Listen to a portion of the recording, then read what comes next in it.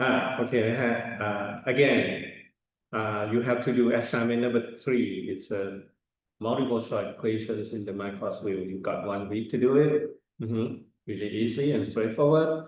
And number 2, next week, it's gonna be last lecture. So what I will do is that I will help you get ready for the final examination. All right. Just quick reviews of what kind of questions you may find in the final examination. So please join and just hope that it helps you with the exam anyway. And I don't know the examination date yet. I think I know, but I cannot remember. So yeah, I see you in the exam after this, and I think that would conclude our semester next week anyway. All right.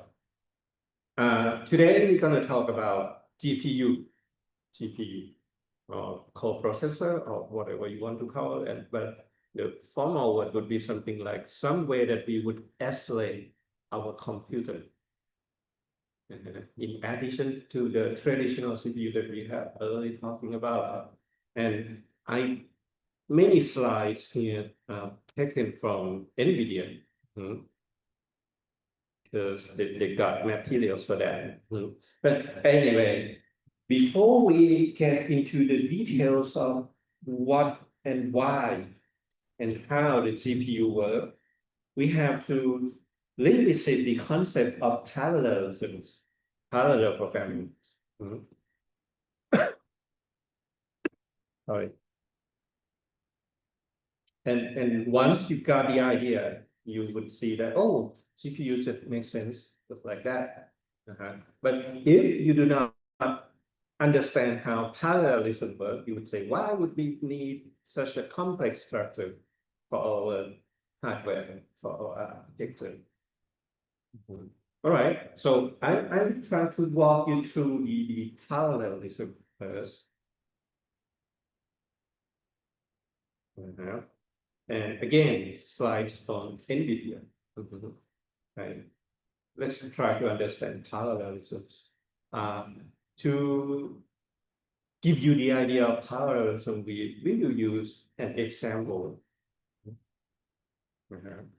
Well, throughout the semester, we talk about performance. Basically, time. Faster is better. Okay. And parallel program, in a sense, means that can we do something? Can we do several things at the same time? Not every algorithm or not everything in your software that can be parallel. All right. So one thing to do is that you somehow have to break your software, break your code into something that can do together at the same time, simultaneously. That's the word, the term parallelism in large software in sequence, cut it out, do some part together.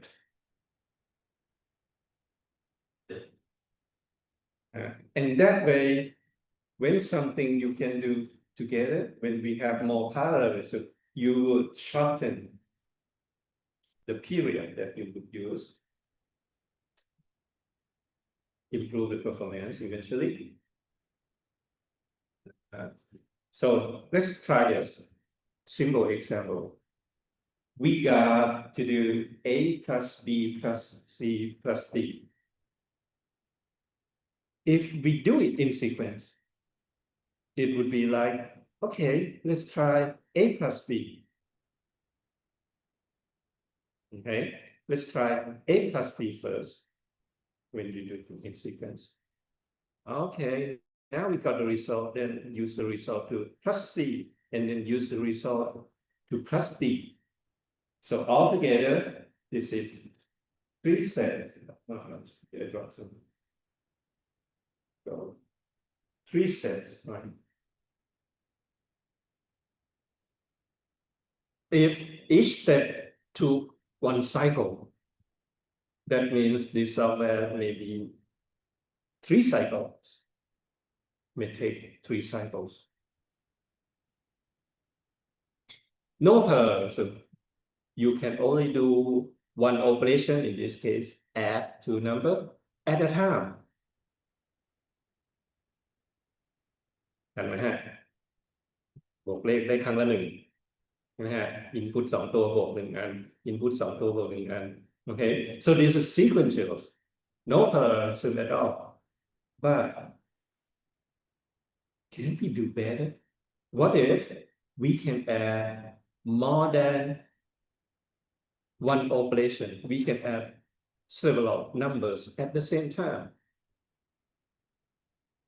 okay let's try what if we can add A and B and at the same time add C and D? What does it mean? Parallel to addition, right? So this would take 2 cycles.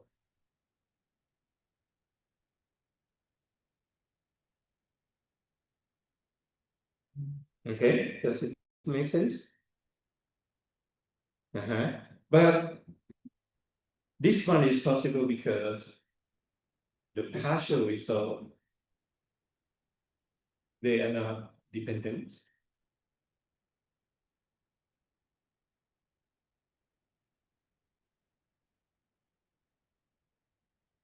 Okay, recap นิดนึงเนาะเราทำอย่างนี้ได้เพราะอะไรฮะเพราะการบวกตัวย่อยๆเทอมย่อยๆผลลัพธ์มันเป็นอิสระจากกันแต่ถ้าเมื่อไหร่ผลลัพธ์มันมี dependency กันคุณก็ทำไม่ได้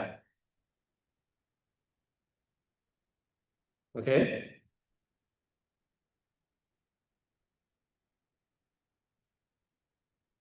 all right but this is the basic of parallel can we have small independent tasks or operations that can be performed at the same time so for some operation this is not possible okay and in real world if we can do parallelisms, that means each task are independent of each other. We can do a lot faster. Okay, this is the example.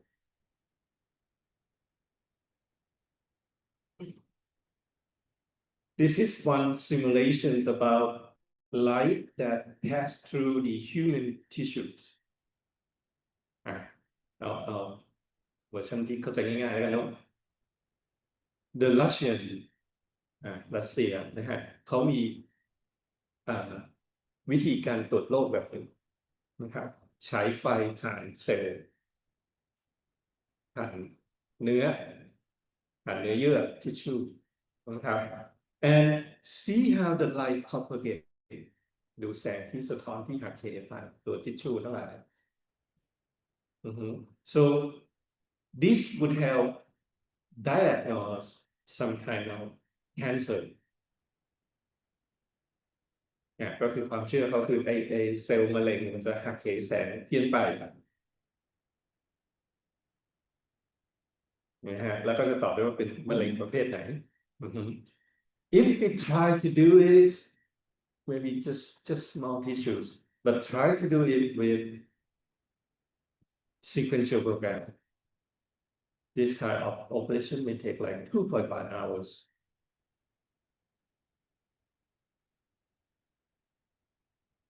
but since each operations are independent that means we can do some kind of speed up. We can do some kind of speed up. If everything can be parallel from 2.5 hours, maybe just 2 minutes. This is the kind of performance that we can get from parallelism. เห็นไหมฮะถ้ารีแคปกับสิ่งที่เรารู้มาก่อนหน้านี้เนาะก่อนหน้านี้เรามี ALU 1 ตัวผมก็บวกไปเด็ก แตกเป็นงานย่อยๆค่อยๆบวกค่อยๆทำอันนี้ถ้ากลับมาใส่ตัวอย่างนี้เราซิมูเลตได้ทีละจุดก็ค่อยๆซิมูเลตไปดิวนไปเรื่อยๆลูปไปเรื่อยๆนะฮะ but what if each operation are independent okay we got lots of burgers let's do it at the same time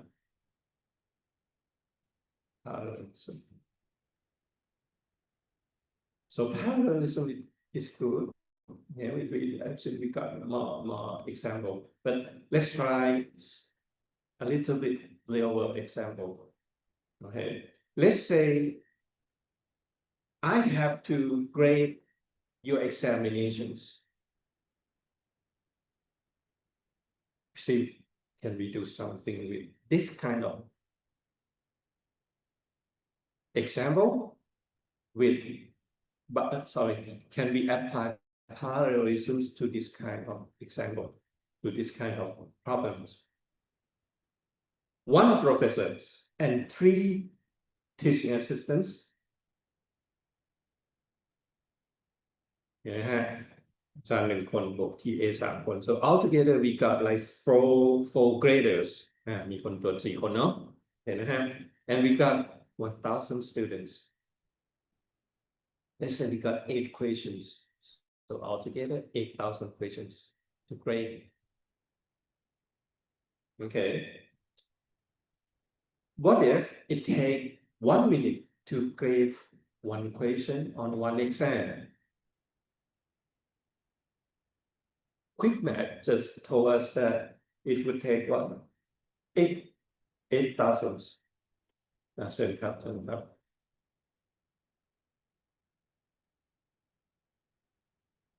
นไหมแอบดูกดโน้ตพอเป็นสติแตกเลยกดอัด The meeting is being recorded. Okay. นะครับ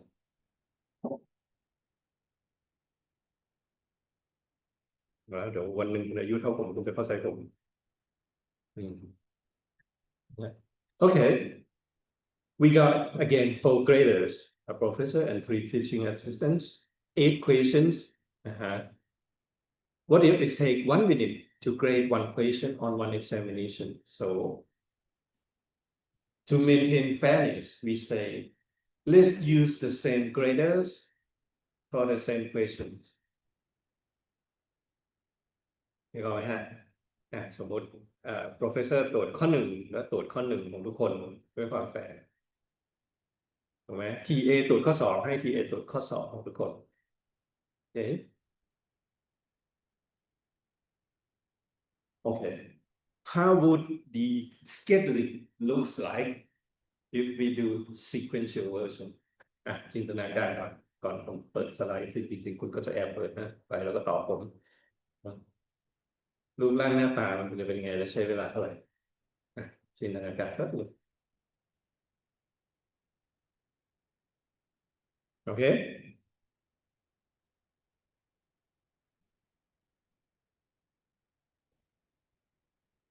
Okay. Let's see how it looks.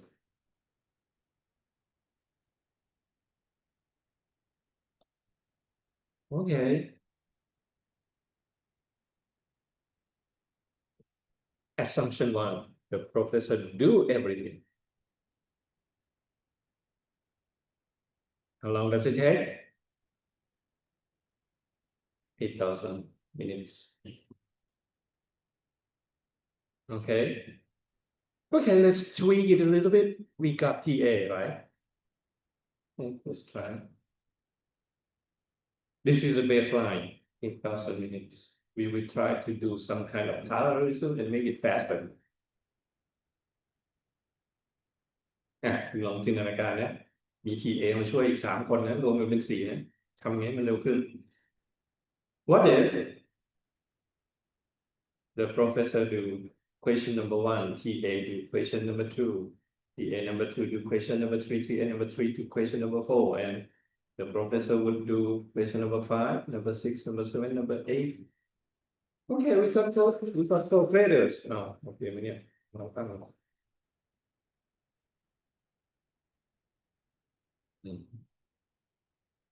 รับ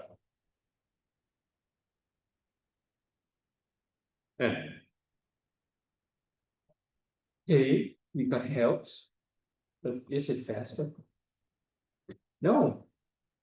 So this is not the right way to simple to how to say divide the job, right? So how to make it better?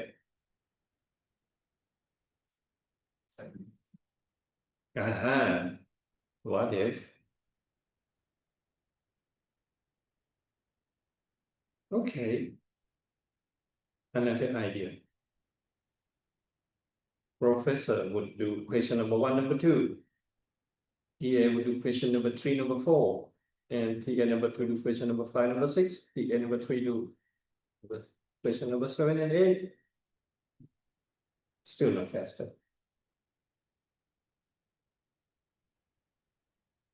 All right? Okay.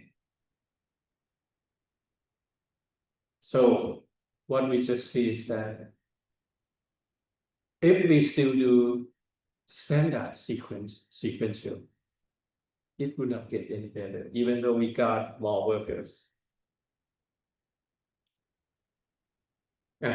ก็ถ้าเปรียบเทียบเนาะต่อให้คุณมี processor 4 core แต่ถ้าเกิดคุณยังเขียนโปรแกรมหรือทำงานแบบเดิมๆเร็วขึ้นไหมไม่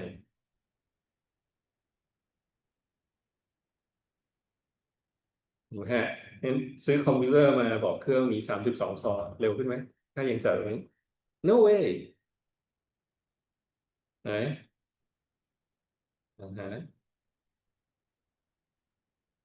so let's try the parallel version.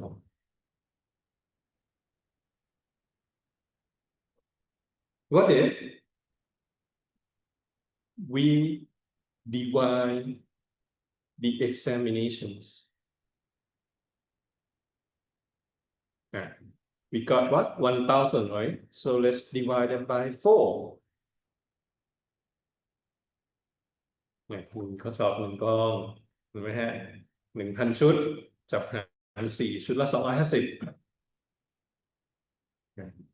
The first set give to the professor, the second set to TA number 1, third set to TA number 2, and the last set to TA number 3. Again, to maintain fairness, each one have to do the same question. So professor will do question number 1, number 2, TA will do number 3, number 4, 5, 6, and 7, 8, so on. So each batch, each task would take about 500 minutes. ถูกไหม2 ข้อหรือว่าข้อละ 1 นาทีถูกป่ะ250 2 ข้อคูณไป pretty straightforward, right? Then after 500 minutes, what should we do? We rotate the examinations. Rotate looks like this.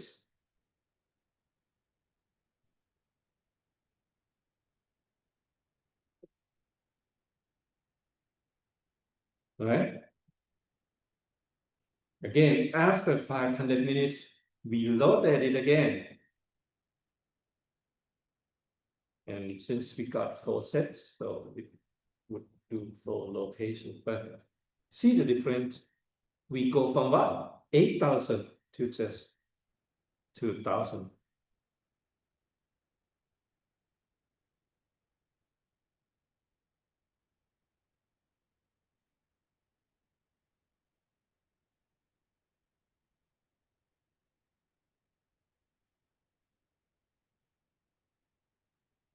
So what have we learned?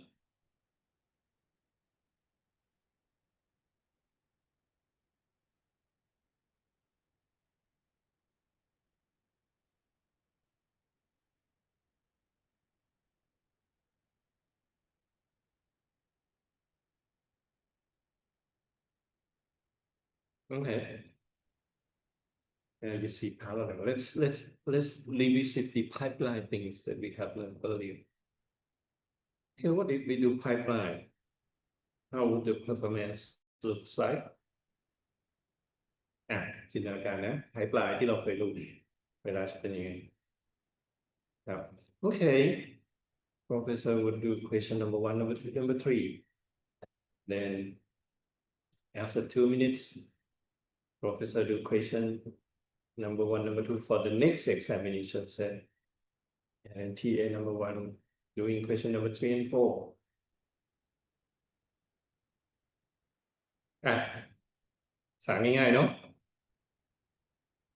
ผมหยิบข้อสอบมาผมตรวจข้อ 1 ข้อ 2ผมตรวจข้อ 1 ข้อ 2เสร็จผมส่งให้ TA คนต่อไปตรวจข้อ 3 ข้อ 4แล้วผมก็หยิบอันใหม่มาตรวจข้อ 1 ข้อ 2ผ่านไปอีกเซตหนึ่ง TA ตรวจข้อ 3 ข้อ 4เสร็จส่งให้ TA คนหนึ่งตรวจข้อ 5 ข้อ 6ผมก็หยิบชุดใหม่มา TA ก็รับชุด 1 2ที่ผมตรวจไปก็คือปลายถูกไหมฮะ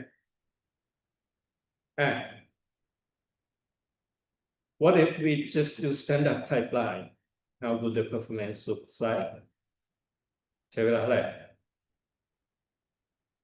ไปไล่4 state 4 cycle สำหรับฟิล in the system. So that 2000, no, it's in direction. It doesn't divide for the impact on the. It's 2006, right? 2006 was in a sense similar result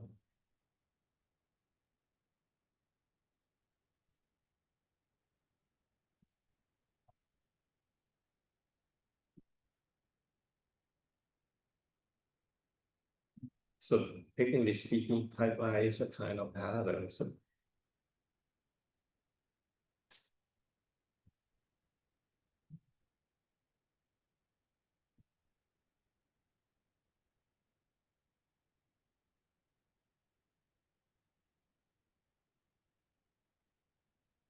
but the downside is with pipeline we may got an issue like oh no the professor is busy doing something else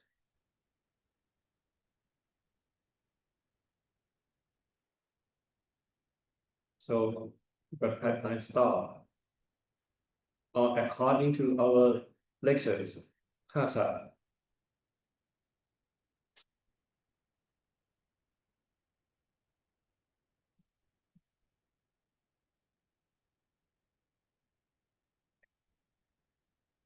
and this would delay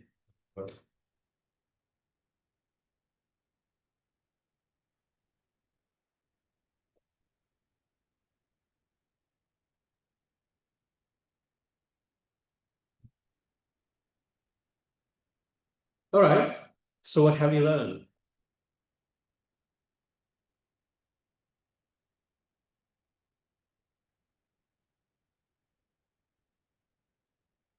to be able to do parallelism first question is can your work be done in anyway the word inside is arbitrary order we know what is arbitrary right arbitrary แปลว่าอะไร random เราพูดง่ายๆ random ก็คืออันไหนทำก่อนก็ได้ไม่มีลำดับHow must it be done in sequential orders if it must be done in sequential orders then no you will not get benefit from parallelisms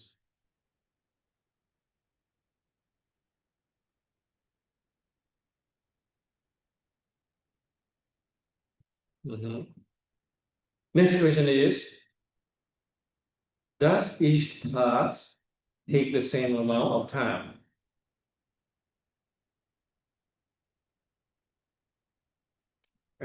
ก็ถ้าเทียบกับตัวอย่างตรวจข้อสอบเมื่อกี้ที่เราอธิบายเนาะสมมติข้อ 1 ข้อ 2มันใช้เวลาตรวจนานมาก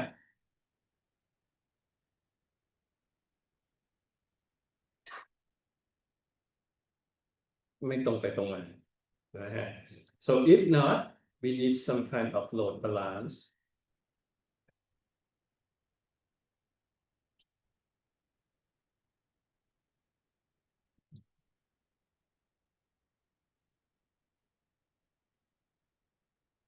and each task in real world we got some kind of constraint And in our case, from the example, the only restriction is that one grader have to grade same questions, always grade same questions.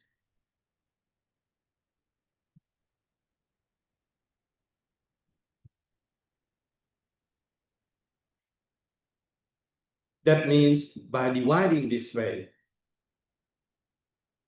each job is independent of each other. But of course, we have to communicate periodically.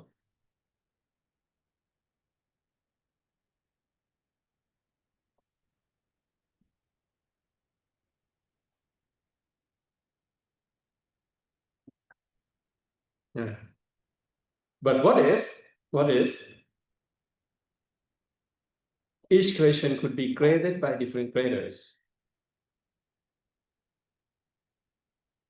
That would be even better. We can do data parallelism.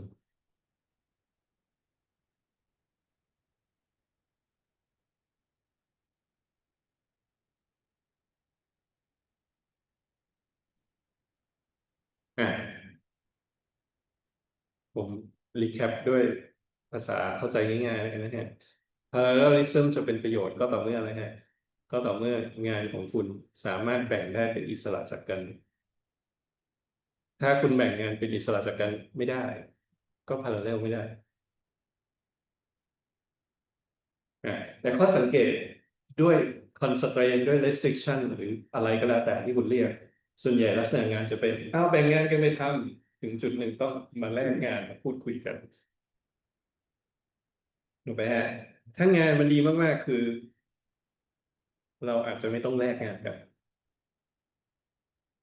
ไม่ต้องมาคุยกันตรงกลางแจกงานเสร็จปุ๊บคุณก็ทำไปเลย เช่น สมมุติเราบอกว่าคุณตรวจข้อไหนก็ได้ดังนั้นก็ professor ก็ตรวจของ250 คนแรกทุกข้อได้เลยก็ไม่ต้องแลกงานกันถูกไหม EA ก็ตรวจทุกข้อของเนี่ยเซตที่2ได้เลยแต่เนื่องจาก constraint ของเราเป็นอย่างเงี้ยเราก็ต้องมาแลกกันอะไรอย่างนี้นะครับเนี่ยชีวิตจริงคือมันมี constraint ที่คุณทำได้และคุณทำไม่ได้พอสมควร So we try to recap the performance a little bit. So remember, I'm down. สอบมิดเทอมไปแล้วคืนผมไปแล้วThe thing is, we got a part of code that have to be serialized, and that would limit the speed up.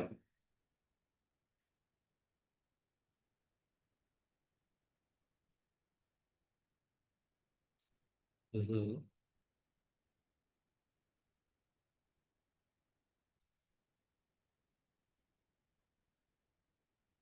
ครับจริงๆถ้าเราไปพอดกราฟสปีดอัพไม่ว่าจะเป็นโปรแกรมอะไรก็ตามมันก็จะบาร์อยู่ที่1 เลขเพราะอะไรเพราะมันมีพาร์ทที่ไม่สามารถทำพลังเร็วได้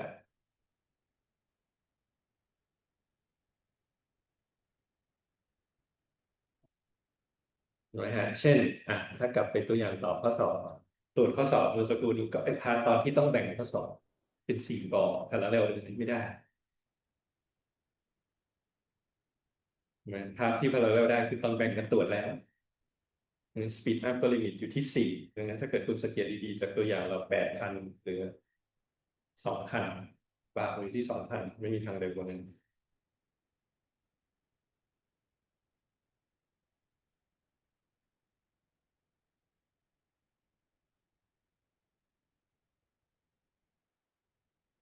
ครับ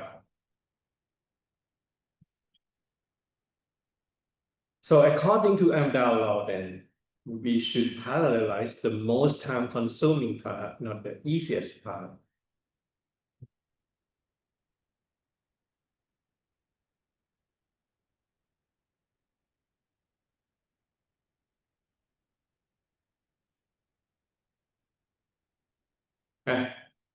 Revisit the Amdahl law a little bit. What if we got 2 colors in? One part is cereals another it can be parallel. So example number one, this one. Let's say 50% of the code can be parallel. You got overall speed up of 2.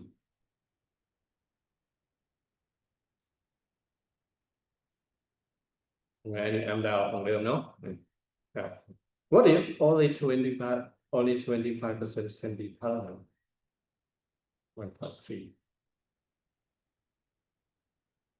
What if 90% can be parallel?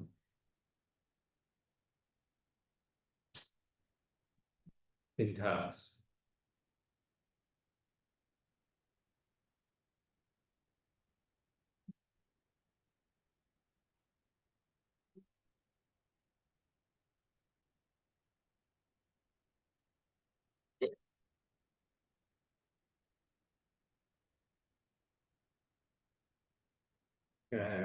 So we want to get to something like this.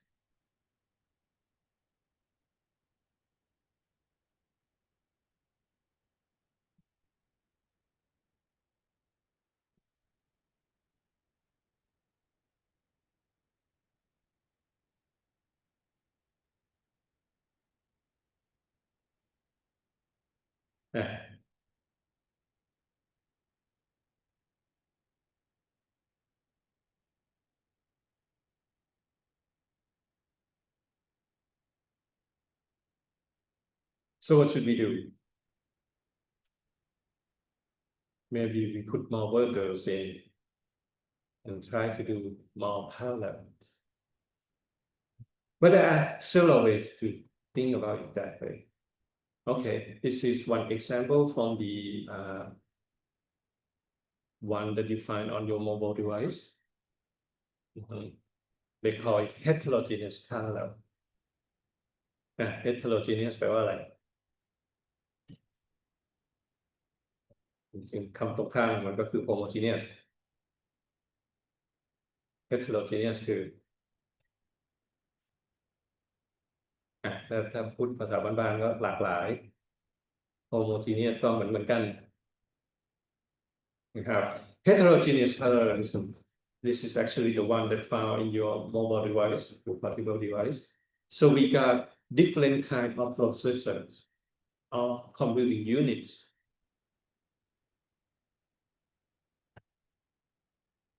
and you dispatch your work throughout the system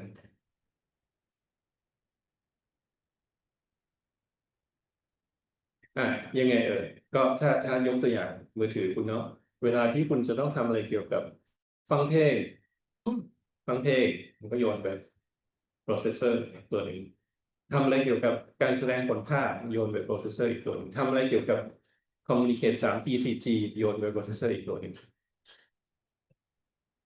นะฮะผ่านเราได้โดยการแบ่งกันไปก็ฟรี processor หลักไปทำงานอย่างอื่น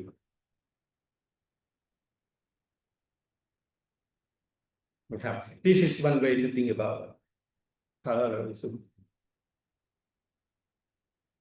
ก็คือมี dedicate processor ที่เก่งแต่ละเรื่องใส่ไปเลย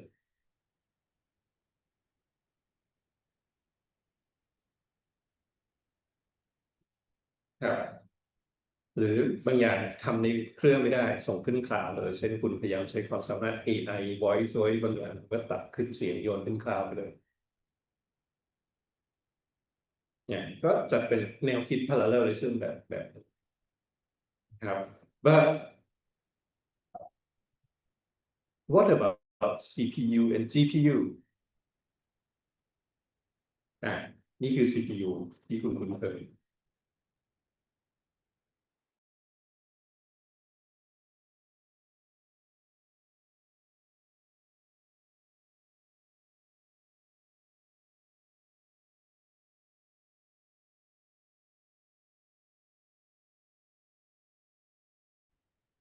ระหว่างมี CPU 32 core กับมี GPU ที่บอกทำได้32 thread อะไรต่างกัน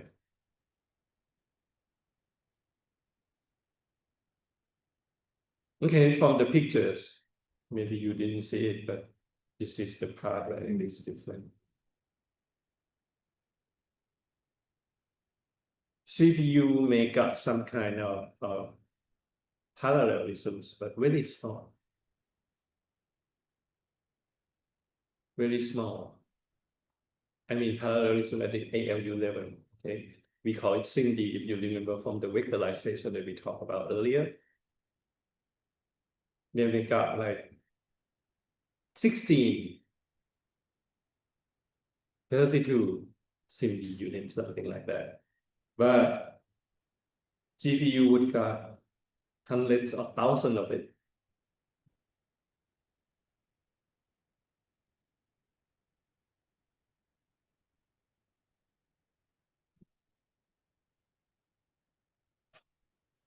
Mhm. So we got different processing model. CPU try to minimize latency of each operations. So you may got more ALUs, got cache to make it look faster, got some kind of control that would dispatch work to each ALU. This is the superscalar that we use to. But GPU would have something like this. Smaller cache, simple control.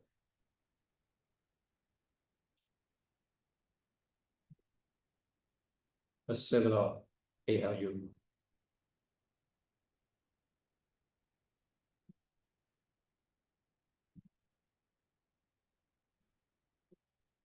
So it's throughput oriented.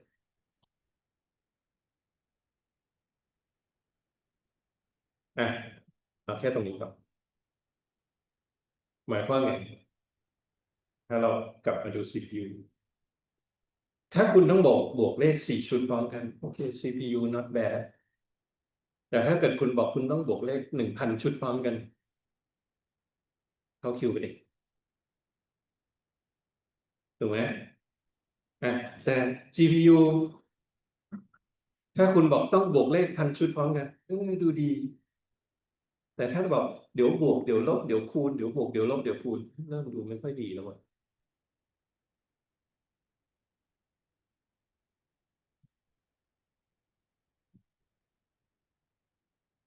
นะฮะหรือต้องเอาผลลัพธ์ตัวแรกไปคิดใส่ตัวที่สองตัวที่สองใส่ตัวที่สามให้เริ่มไม่ค่อยดีแล้ว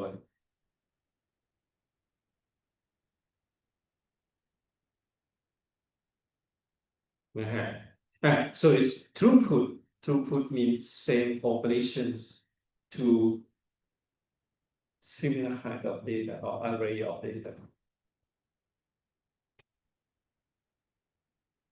so CPU is good for sequential part but it would give you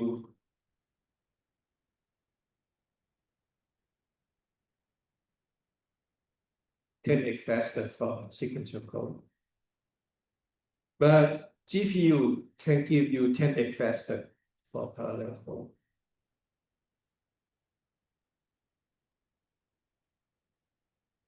so in reality maybe we need both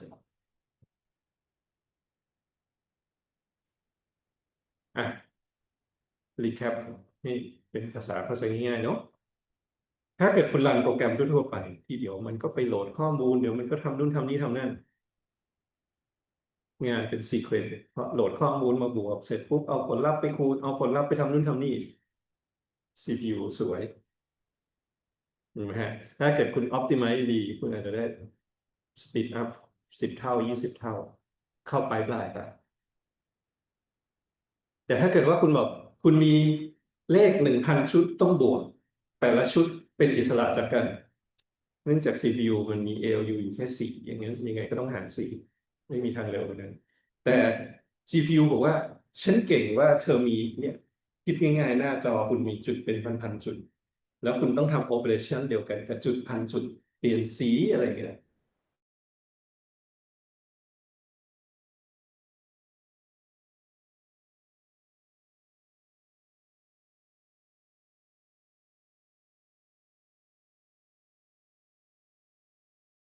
ข้อมูลทั้งหมด throughput โอเคนะฮะ นั้นถ้าเกิดบอกว่าซื้อ GPU มาแล้วหวังว่าไอ้โปรแกรมบางอันมันจะเร็วขึ้นคือไม่ ถ้างานของคุณเป็นแบบ sequential แต่งานบางอย่างที่มัน parallel ได้ เช่นกราฟิกชัดเจนก็ TTG ก็มาจากคำว่ากราฟิกตั้งเดิมกราฟิกคือมีจุดเหมือนกัน แล้วก็ทำอะไรกับไอ้จุดรวมๆกันตรงนี้บนหน้าจอนะฮะด้วย GPU จะเร็วขึ้นเป็นหลายสิบหลายร้อยเท่าได้เนี่ย so we need both if possible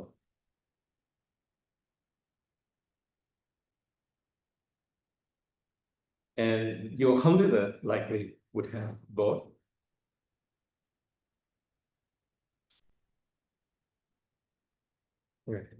เนื่องจากเดี๋ยวนี้อะไรนะคอมพิวเตอร์คุณมักจะเป็น System on Chip คุณอาจจะไม่ค่อยเห็นภาพนี้แต่ในอดีตก็คือนะฮะคุณก็จะมี motherboard แล้วคุณก็จะมี CPU ใส่เข้าไปแล้วคุณก็เอา GPU ไปเสียบเป็น extension ตัวนี้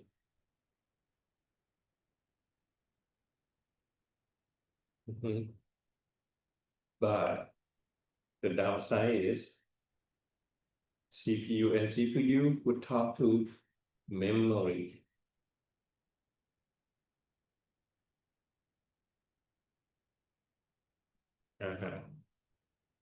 so what does it mean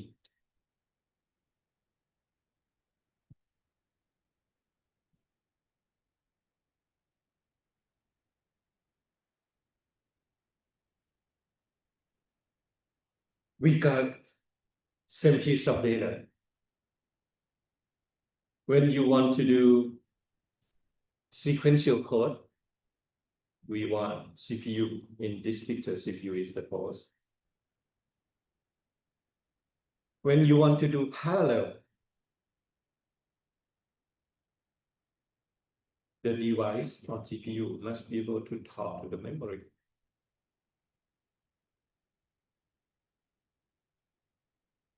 if the host memory and the device memory are two completely different memory that means we somehow have to move data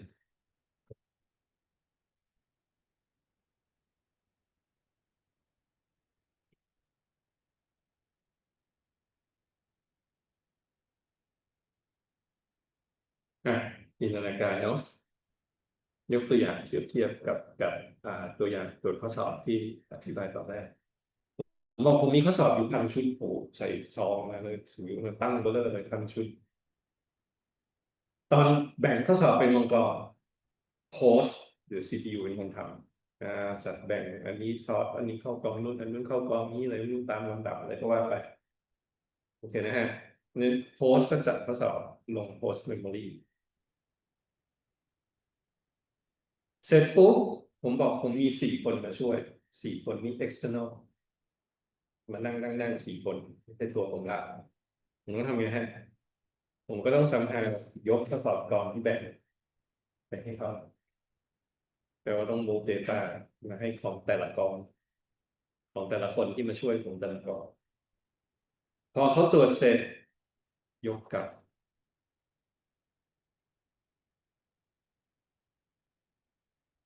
นะฮะ so somehow we need a way to move data around and that's the problem because CPU usually read from the memory and write back to the memory the GPU say we read the memory and do parallel operation and write back to the memory as a batch if you see the line นี่ CPU เนาะ1 เส้นเห็นไหมฮะ GPU เป็นไงโอ้มาเป็นแถบเลยนะครับนี่โครงสร้างการอ่านเมมโมรีของ GPU กับ CPU ไม่เหมือนกัน CPU บอกฉันอ่านทีละเวิร์ดนะ GPU บอกขอมันเป็นบล็อกหนึ่งหลายเวิร์ด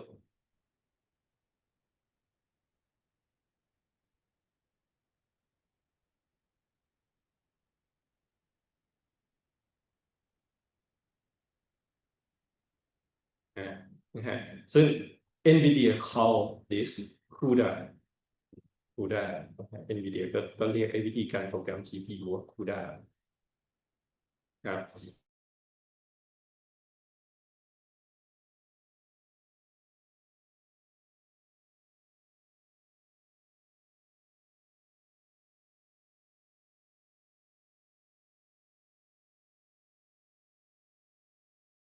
ว่า Data กองอยู่แถวๆเนี้ยช่วยรันไอ้โปรแกรมชุดเนี้ยกับไอ้กอง Data หลายๆกองหน่อยยกตัวอย่างตัวทดสอบ4 คนเฮ้ยเป็นตัวทดสอบนะโคดชุดเดียวกันแต่ผมมี Data ยาวๆเนี่ยช่วยดึงไปทีละชุดงั้นคุณบอกอาจารย์ผมว่างครับคุณไปหยิบกองแรกตัวอาจารย์ผมเสร็จแล้วครับหยิบกองที่2ไปตัวบังเอิญตอนแรกกว้าง4 กอง4 คนพร้อมกันเลยครับอยู่เป็นคนละกองงั้นถ้ามี Data 1,000 กองมี4 คนก็สลับกันอยู่แต่โค้ดชุดเดิม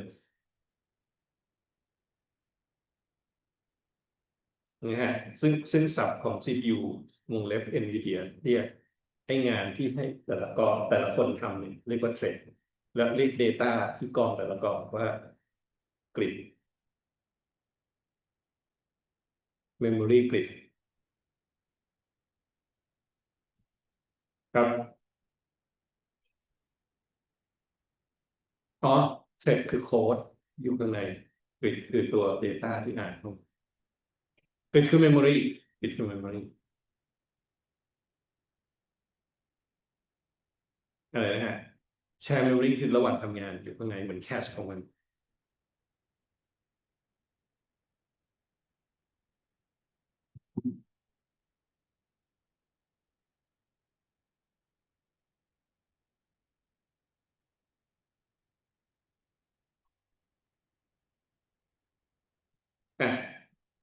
Maybe this would clarify your question. Grid all data, we call it grid. Grid divided into block. Each block would assign to threads.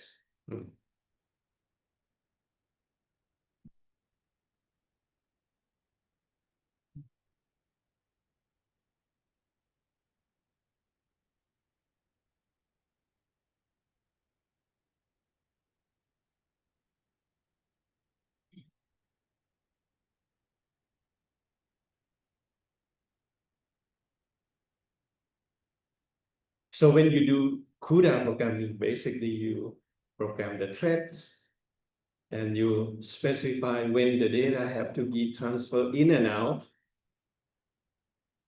of the grid.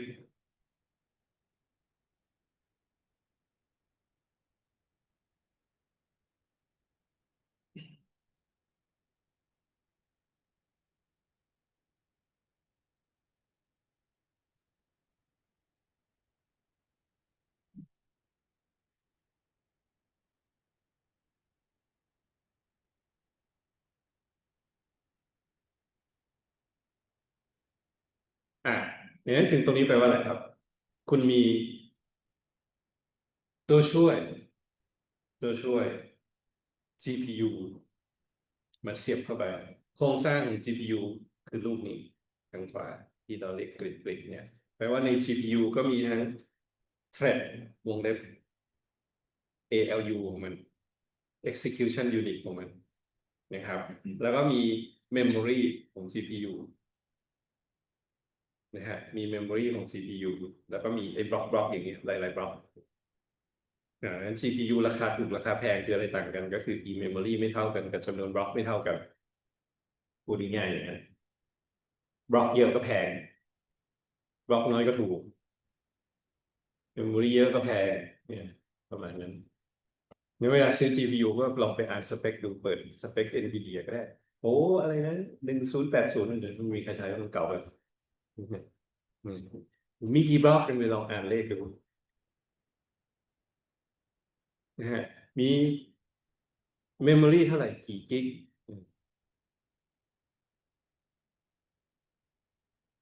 งั้นถามใหม่ แล้วถ้าสมมติผมซื้อคอมพิวเตอร์มาเครื่องหนึ่งมันทำงานแล้วผมรู้ว่ามันช้าจังเลยอ่ะผมก็เปิดฝาเครื่องเอา GPU ยัดเข้าไป1 ตัวแต่ว่าผมจะรู้สึกว่ามันเร็วขึ้นเลยไหมไม่เพราะโปรแกรมผมถ้ามันไม่ได้โปรแกรม e-thread global memory transfer ตัวนี้มันก็ไม่ได้ใช้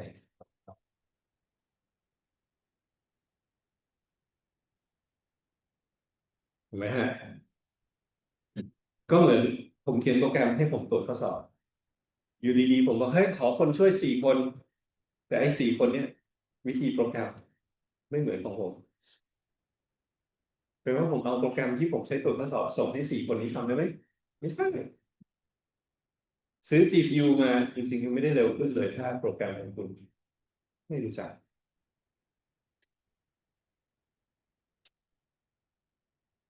เนี่ยจริงๆแล้วถ้าอยากใช้ GPU ให้เป็นประโยชน์คุณก็ต้องไปหาเขียนโปรแกรมแบบของ GPU ซึ่งของ NVIDIA ตั้งชื่อมันว่า CUDA CUDA คืออะไรคือวิธีโปรแกรม GPU คุณก็ต้องเขียนภาษา C เขียนภาษาอะไรของคุณปกติแล้วคุณก็ต้องมีค่านี่ผมว่าค่าเนี่ยเป็น CUDA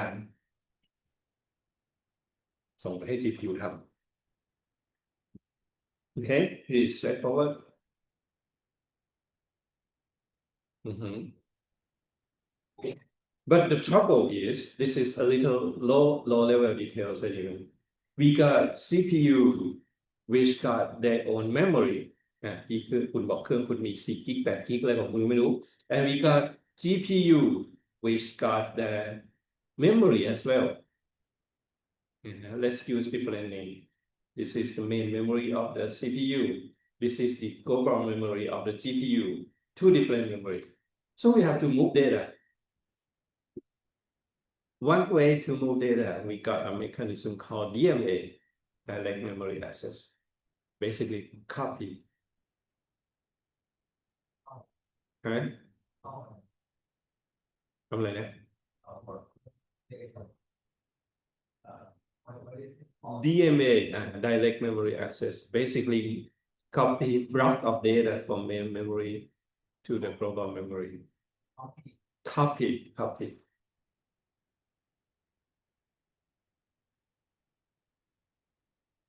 ก็เปรียบเทียบเนาะถ้าคุณไม่มี DMA มันจะเป็นอย่างนี้ครับมันจะโหมดมันจะเป็นประมาณว่าอ่ากับยกตัวอย่างในข้อสอบ1 อันผมแบ่งเป็น4 กองย่อยๆถ้าผม CPU เป็นคน move data ให้ผมก็ต้องค่อยๆเอาข้อสอบทีละชุดเอาไปวางให้คุณเอาข้อสอบทีละชุดไปวางให้คุณแต่ไอ้ DMA จะมีคุณสมบัติอย่างหนึ่งบอกว่าให้เอาทั้งกองนี้ไปไว้ตรงนั้น ยกทั้งบล็อกไปว่านี่คือความหมายของ DMA Direct Memory Access คือเธออ่านก้อนนี้ไปเลยนะมันก็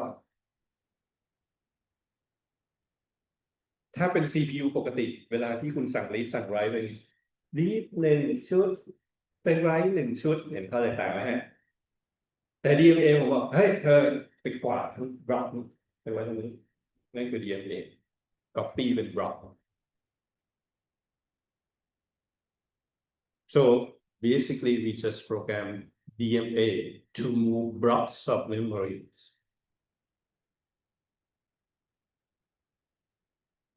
เนี่ยจริงๆถ้าบังเอิญคุณอาจจะไม่ได้เรียน low level programming assembly อะไรมากนะอะไรฮะ DMA ก็จะเป็น component หนึ่งที่โปรแกรมค่อนข้างยากแต่ถ้าใช้เป็นจะได้ performance คืนมาเยอะคือย้าย memory เป็นก้อนๆไม่ได้อ่านเขียนที่ละ word แบบที่เราใช้ใน CPU นะฮะ so we move block of data between CPU and GPU but still we have to move the result back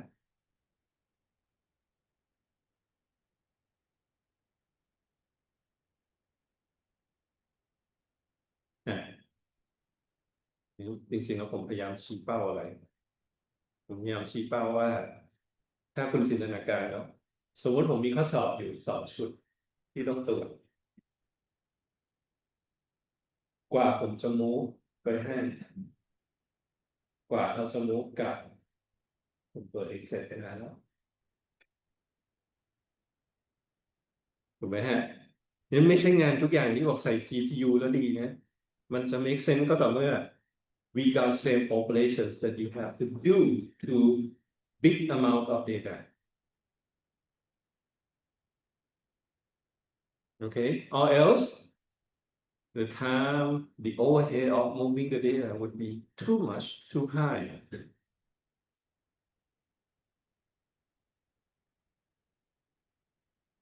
Okay. And to make it more complex, we also use virtual memory.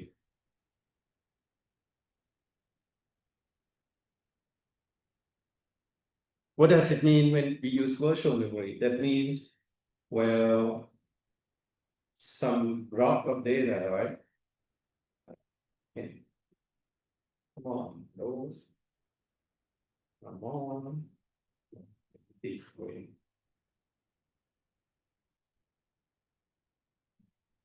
Okay.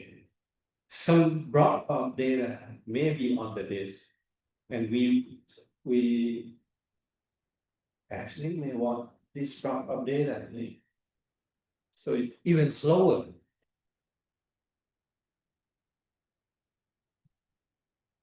You know my point? I say I divide my data into several blocks. I want to dispatch the block to GPU. But with virtual memory, some part of my data may get in the disk. But now I want to move it to the GPU. That's even slow because now I have to load from the storage to the main memory and then use the DMA to move it to the global memory.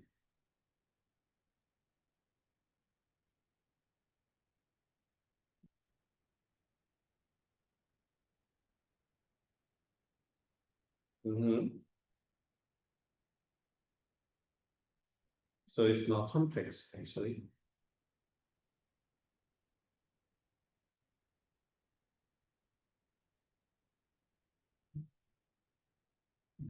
So one way to fix this, they use a mechanism that we call pin memory.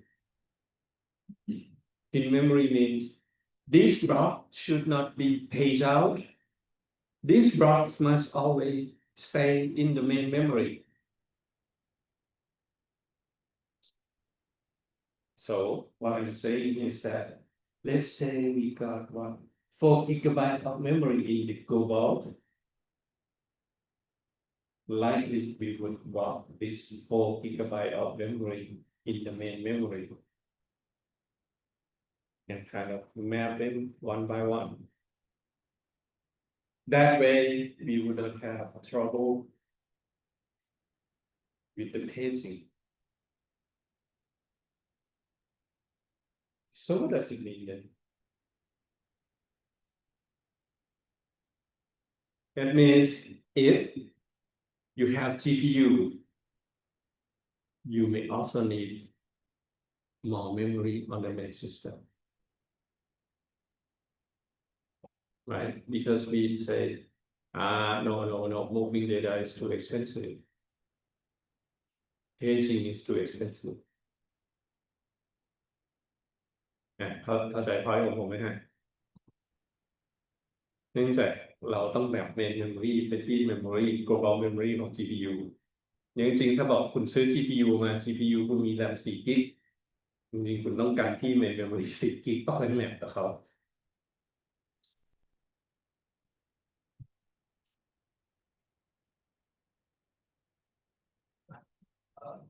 For this one, it's maybe like for conditioning the over the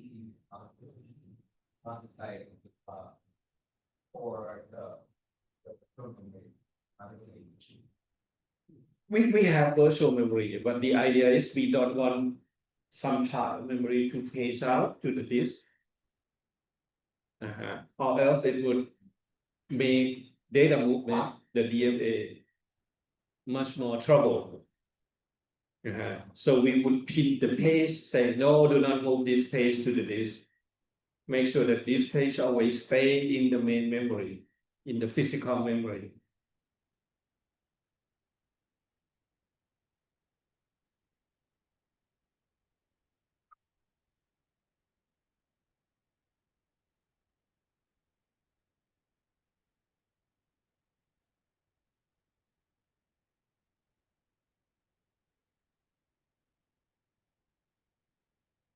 Well, that will basically be the concept, virtual memory, but this one is just locking some.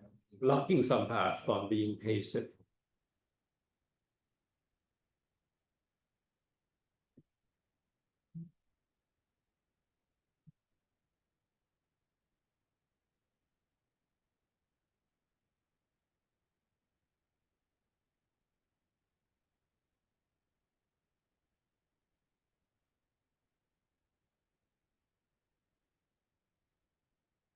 So, when you say, or, in the word, how do you know how much?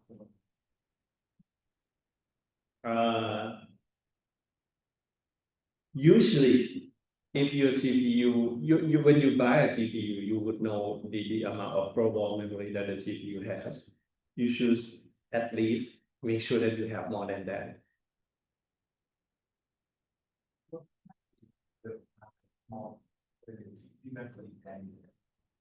That means you can only map certain part to the GPU. Still works, yes. But it also means sometimes you have 2 ways for the memory to pass in and pass out of the disk. It would be slower.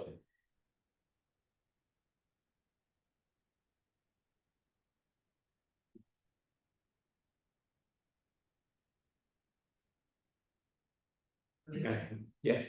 This regardless of the price, how much it was for, just in general, you want to get it immediately after that. Yes. Yes. Well, this is a little bit low level how to program the CUDA stream anyway. I'm not get it. I will not get into the details, but the idea is that you have to block some part of the main memory for GPU, and they call it stream. Yes, please.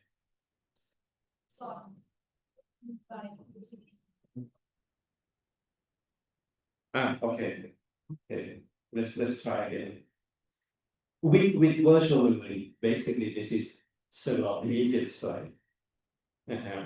And when you say, when I say page out, that means, oh, let's move this part to the disk so we can free it for something else. We can free it for something else. But wait, what if this is the part that we actually want to copy to the global memory in the GPU? What does it mean? If the part that I swap to the disk is the part that I want on the global memory of the GPU, what does it mean? It means I have to paste in and then move it here. Slow. So the idea is, if we certain that this part would map to a block in global memory, keep it not to be out to the storage. Okay.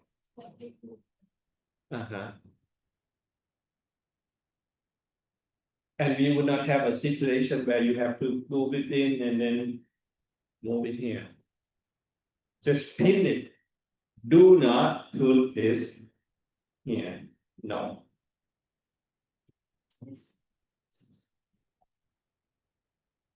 I cannot hear you, sorry. Well, you can say that, yes. When we have to do the page out, it's like garbage collection.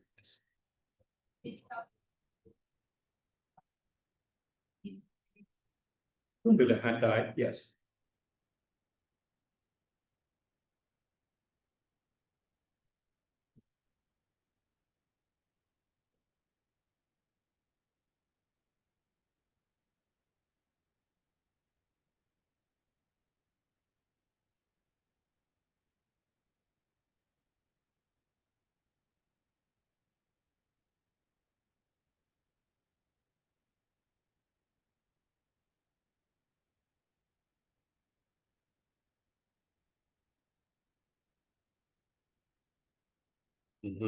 So anyway, I will not get into the details, but the idea is you have to define a block of memory that you want to move, and for NVIDIA they call CUDA stream.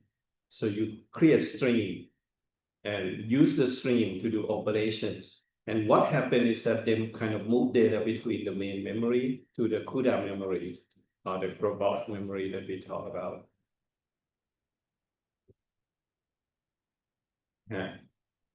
นี่ตัวอย่าง CUDA code นะฮะขออนุญาตเร็วๆก็คือคุณสามารถนี่คุณจะต้อง CUDA memory copy and then do the vector add and then something like that, but you work on the stream, basically block of memory.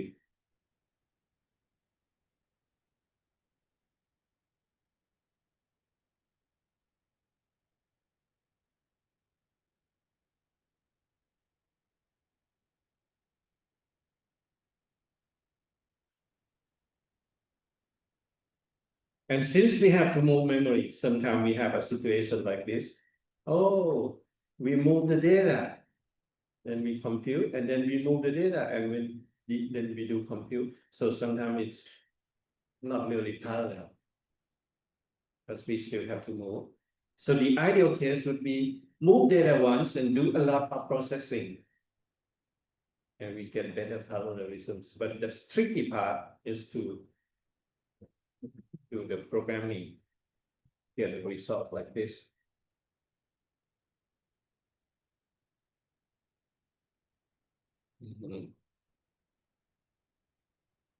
Okay, so it's not that you put in GPU and the performance would dramatically increase. No, we still have to move data, and that moving data sometimes slow it down. So the question is, can we do better?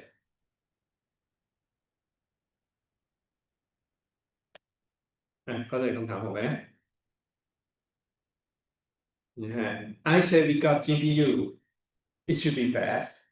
But wait, number one, if your program doesn't use GPU, nothing happens. Number two, even though you program to use the GPU, you still have to move data between the main memory to the GPU memory or the global memory, whatever you want to call it. Move back, move forward with DMA. And when we have to move, the best thing we can do is just pipeline. So not always fast, but better. Because once your data move to the GPU, you got a lot of speed up. But then you have to move it back. Question is, can we do better? The answer is maybe. How and why?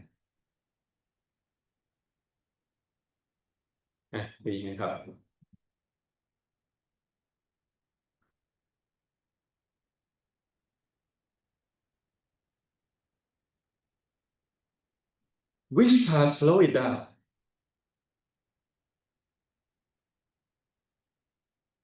The move, right?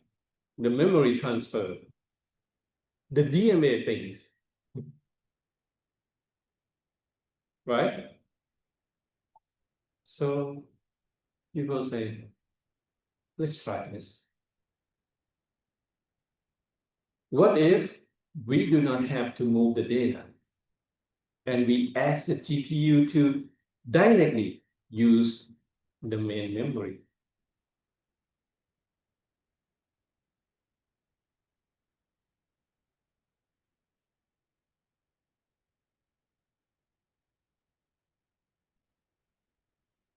Back to my example earlier. In my case, do I use GPU that much? I say, not really. Why? Because it's quite trouble for me to sometimes move data between the main memory to the GPU and ask the GPU to do some process and move it back. If the process is too small, no, I don't want to do that. So generally speaking, unless I have something specific, I would not use GPU.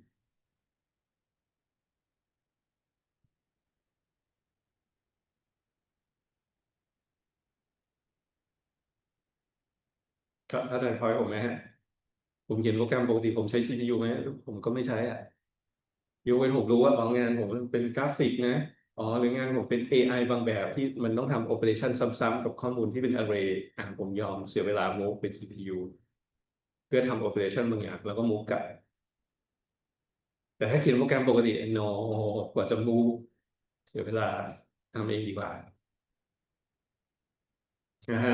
Anyway, new idea is let's use the unified memory. What is unified memory? Same memory, and we connect both CPU and GPU to the same memory. That way, we don't have to move. We don't have to move.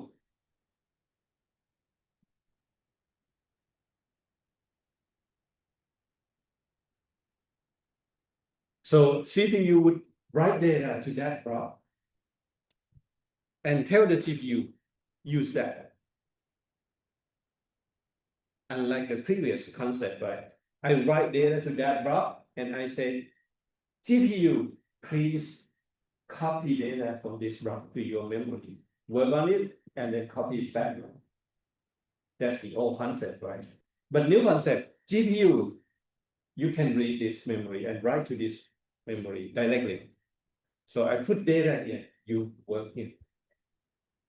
Don't move. I don't have to move.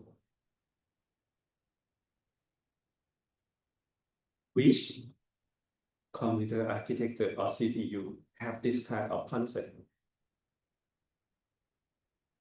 ถามเร็วๆรู้ไหมมีคอมพิวเตอร์หรือ CPU ยี่ห้อไหนที่เป็นภาพนี้ไม่ได้ขายของเนี่ยนะ Apple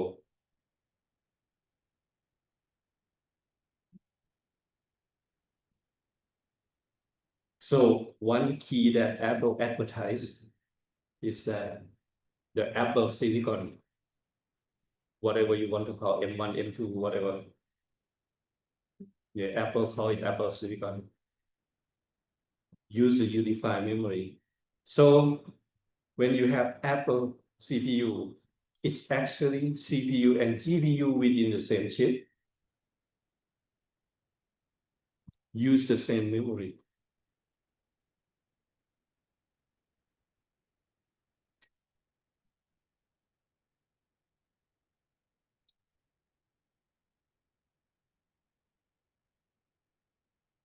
but still you have to program the GPU of course but you got some advantage in that you don't have to move the data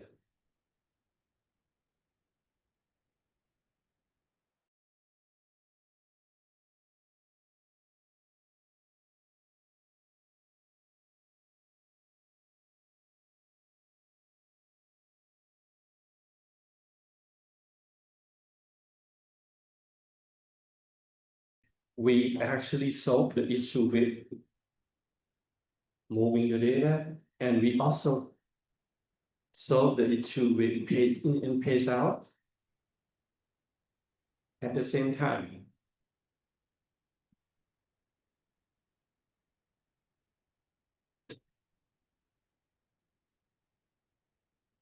And it's actually much more faster.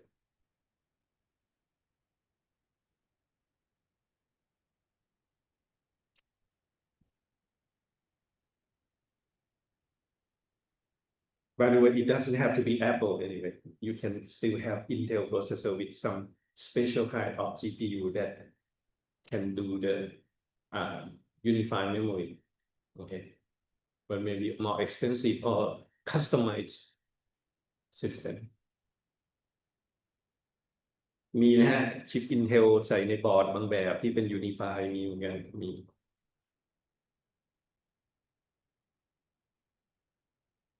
ครับ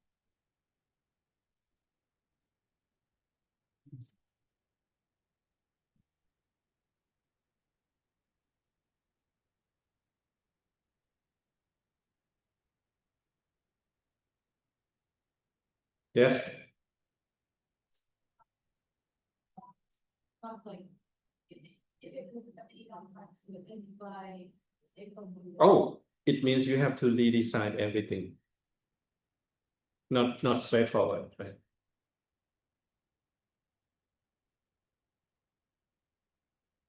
Yeah, Apple do it the hard way, right?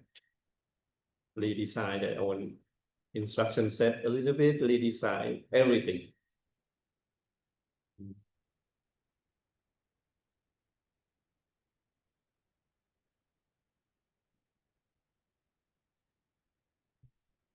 What does the key? Say that again. What's the name? This one? Oh, you can use standard paging to handle the page in and page out because it's now unified memory.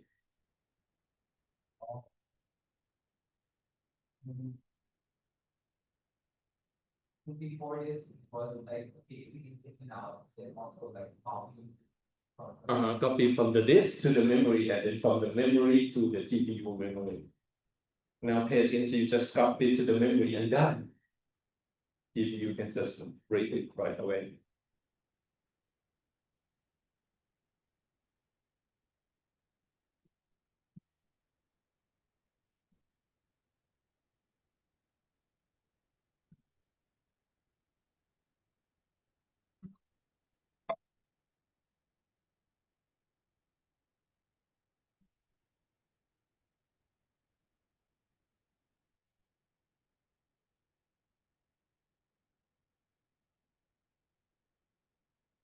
So in the diagram, everybody understand.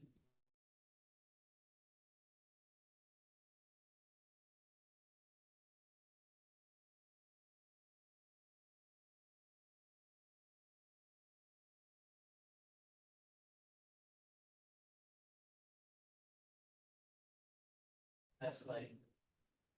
Number 40. Okay. So, is it that this H2 is going towards the G from CPU to GPU? And as a result, when there is a request to put data in H2, there it results in a miss? Is that what the diagram? Yes, yes.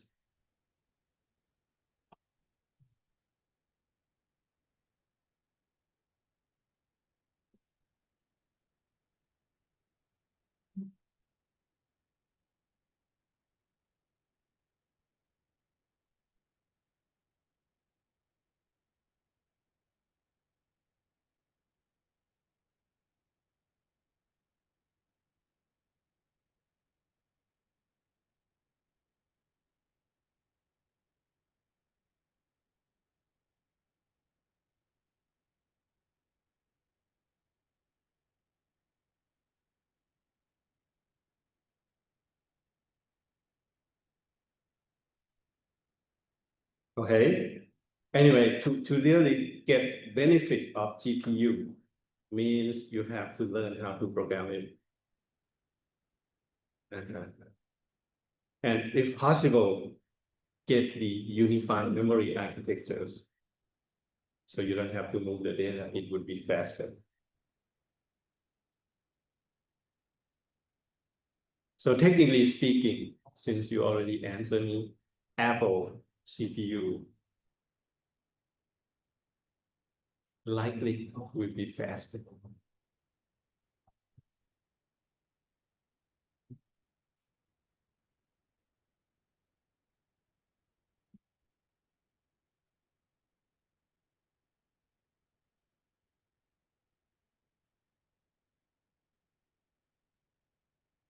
And that's one part that I like about Apple.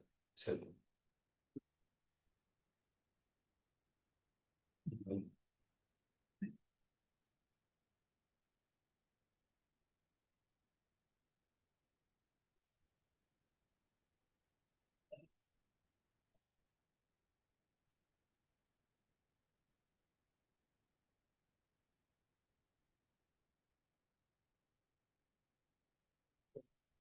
so anyway, we have learned several things, several concepts so far.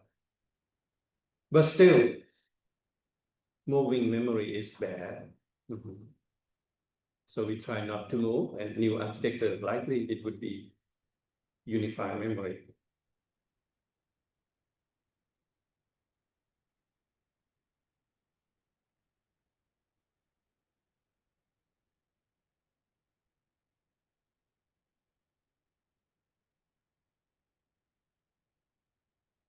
But again, the world is not perfect. Now we got CPU and we got GPU. To take the benefit of the GPU, you have to think which part of my code choose you.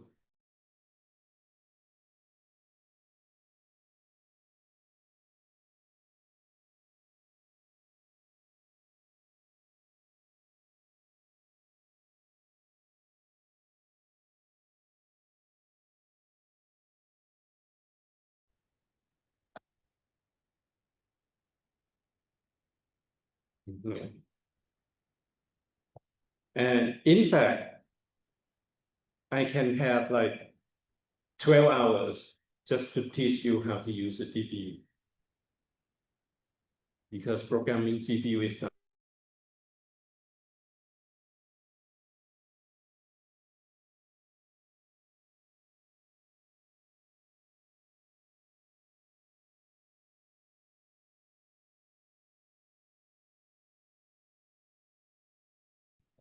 Mhm.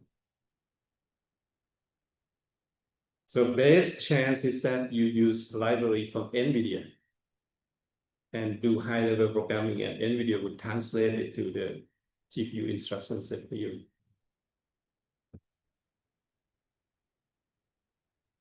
And there's also another idea, we call it ASIC, application specific.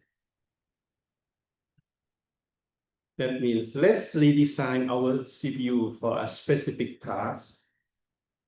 Well, one good example of ASIC is that your phone have to do some kind of 5G or 6G modulation. So they have specific CPU for that. We call it ASIC.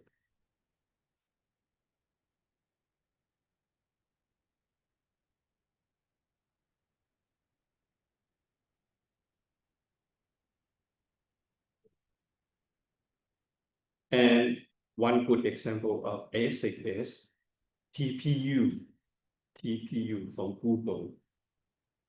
Maybe you have heard of it, Google TPU. They call it Tensor Processing Unit, TPU.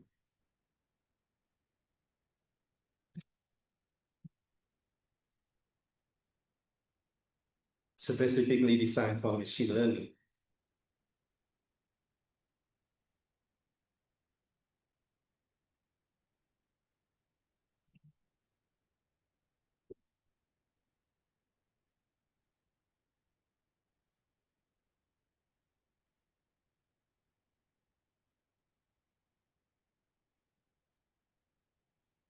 And they have some type of TensorFlow, but let me clarify a little bit. What is tensor?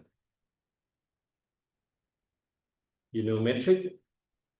What is tensor product? It's essentially like a three-dimensional way of storing images. So you have the X coordinates, the Y coordinates, and each of them have three different collections. Yeah. รู้จักว่า tensor product?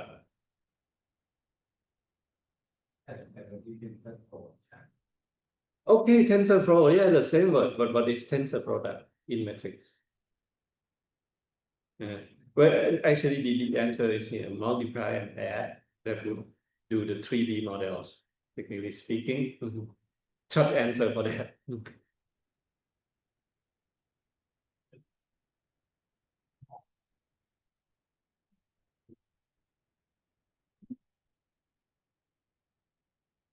And we use a lot of tensor product in AI. So Google said we want to do AI. That's why they design tensor processing unit, TPU, specifically for the tensor product. Okay, that's one idea anyway.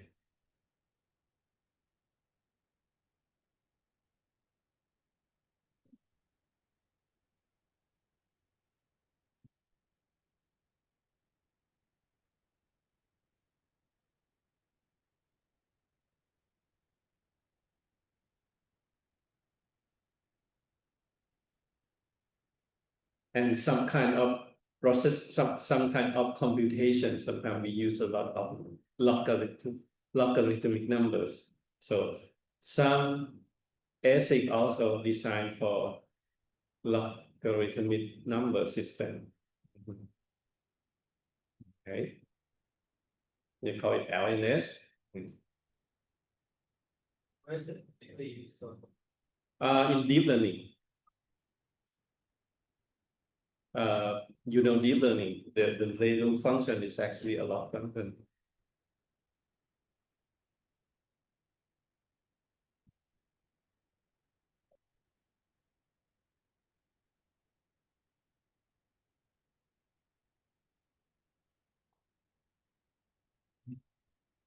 Anyway, don't worry about the detail, just give you kind of a concept.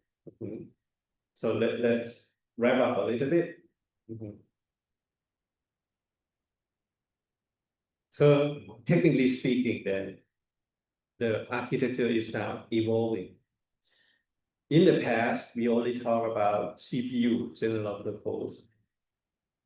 Nowadays, GPU and CPU are fusing.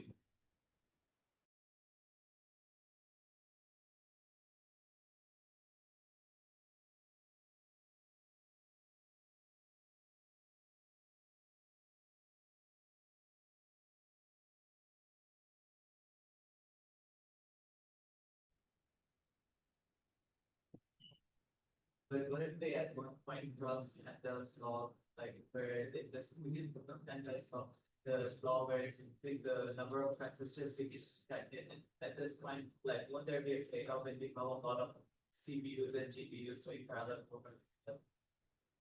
It's still bound to the Amdahl's law anyway. You can just do more parallelism, but it's still bound to the Amdahl law. Okay.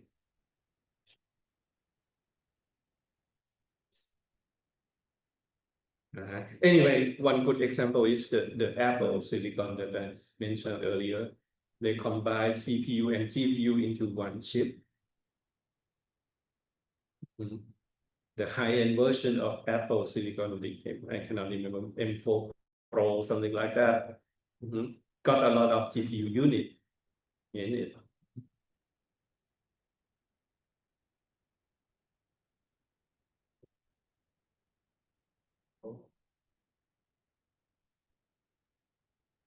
And well, not really about our class, but Apple got a, how to say, smart way to program the GPU. They use some kind of dynamic translation from LLM, the low-level virtual machine. Meaning you compile your software from your code to intermediate code that they call LLM. And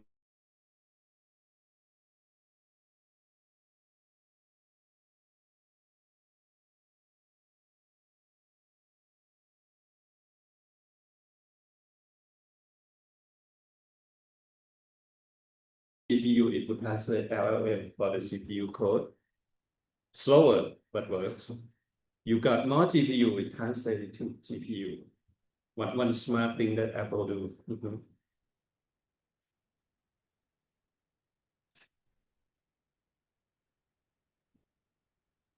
Okay, you don't have to do this. You don't have to do this because we got assignment number 3 for the quantum computing anyway. So you don't have to do this. And I think that's it for today. Go next week, yeah, I'm not sure. Next week, I will review you, get you ready for the final examination. Any doubt they're all recording today? I will, yes. Okay, any question about GPU? We will have a part of it in the final examination, okay? High level concept of the GPU. Say that again? Quantum computing would not be in the final.